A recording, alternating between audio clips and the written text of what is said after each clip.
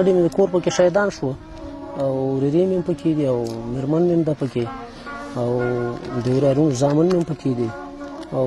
5 کسان زخمیان شتامې ته نقل شول او 3 چې دي هغه ښه دي هغه بېرته خپلو کورونو ته راغلي نو دغه پکې موږ کور کلي شهیدان شو او دې کې 6 دانې چې دي زنانه دي 3 پکې ماشومان دي او ټول 9 کسان دي دغه ماشوم پکې و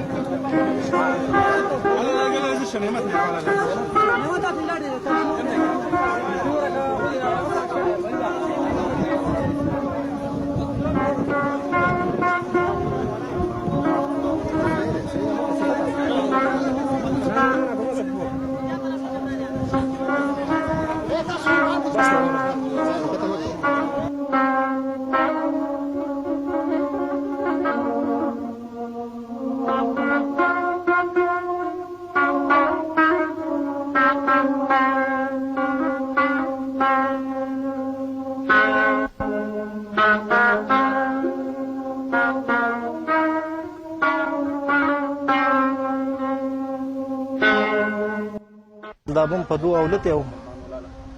نور هلته خو روغ پکې څوک نه وه ډېرې هم دومره زنګ ویلی مونږ تره زوی چې یاره دغسې بم وچاودېدو نور هغه هم خراب و بس یو زمونږ خور ده او دا 4 ورندیارګانې دي او یو هم ورېره ده او بل هم ورېره ده او بس ټول هم دغه خپل کور فامیل دی نو بس 3 ماشومان دي هغې کې هم بس هغه د ما د تره د زوی لمسیان دي او دا یو د مونږ د ورېرې د ورور د زوی لور ده نو بس ټول هم دغه یو فامیل خلک دي او بس مونږ چې خبر شو بس دغسې یوه واقعه شوې ده مونږ هم راغلو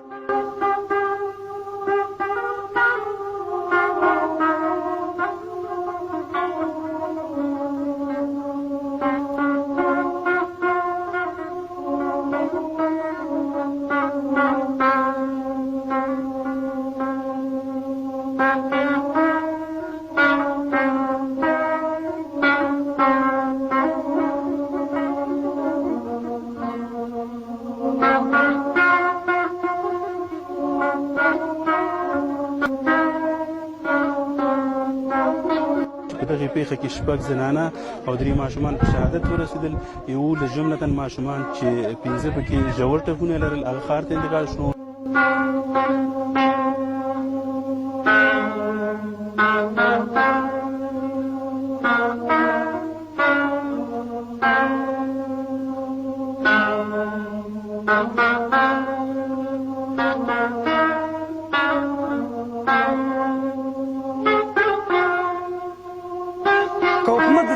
همکاري کوي او د موږ نه